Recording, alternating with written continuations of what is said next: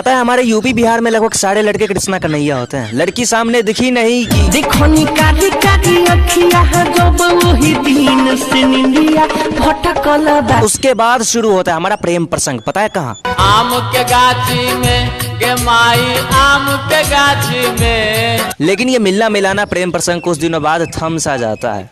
लड़की हमें फोन पे कहती है तुम तो अभी मिलने भी नहीं आते। हमारा जवाब ये होता है प्यार में तोहरा बिकाइल बानी घर से नहीं मिलत बाबूजी के दार से। कुछ दिनों बाद हमारा भोजपुरिया प्यार फिर से उमड़ के आता है सामने। भाई हम अपने दोस्त को कहते हैं यार ये पुजवा का बहुत ही याद आ रहा है, नंबर है का? अब दोस्त भी कहते हैं हमरे अब हमारा कुंवार का हुआ भाई।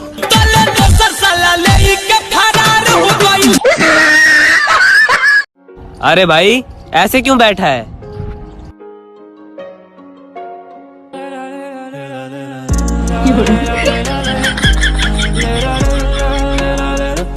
अब कड़वा सच ये है कि कभी भी हमारे यहाँ पति और पत्नी दोनों आपको एक साथ पढ़े लिखे नहीं मिलेंगे भाई साहब। पति पढ़ा लिखा होगा तो बीवी अनपढ़, और बीवी पढ़ी लिखी तो पति अनपढ़। पति पढ़ा लिखा हो पत्नी अनपढ़ हो तब तो ये होता है हम तो हाई पढ़ल ससुर जी अनपढ़ आपकी डॉक्टर मांगीला जहिया वाटर देवे ले टमाटर। लेकिन पति अनपढ़ हो और पत्नी पढ़ी लिखी हो तो भाई साहब जिंदगी भर बेचारे पति को बच्चा खिलाना ही लिखा होता है और पत्नियां जाती है आंगनबाड़ी में। और ये होता है कि 1000 के नौकरी पर 2000 के साड़ी आंगनबाड़ी रे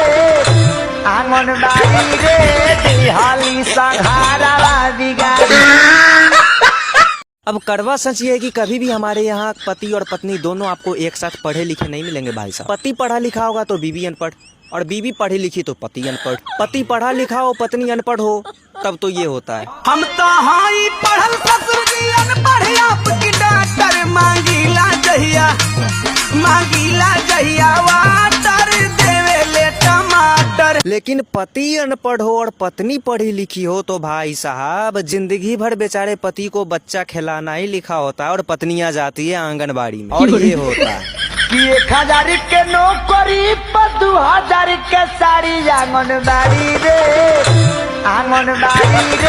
दिहाली संघारा बिगाड़ी। अब कड़वा सच ये है कि कभी भी हमारे यहाँ पति और पत्नी दोनों आपको एक साथ पढ़े लिखे नहीं मिलेंगे भाई साहब। पति पढ़ा लिखा होगा तो बीवी अनपढ़, और बीवी पढ़ी लिखी तो पति अनपढ़। पति पढ़ा लिखा हो पत्नी अनपढ़ हो तब तो ये होता है हम तो हाई पढ़ल ससुर जी अनपढ़ आपकी डॉक्टर मांगीला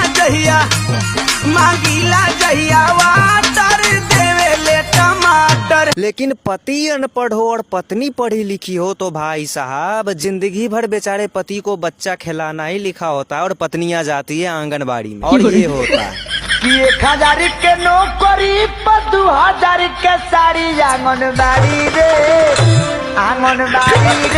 दिहाली संघारा बिगाड़ी।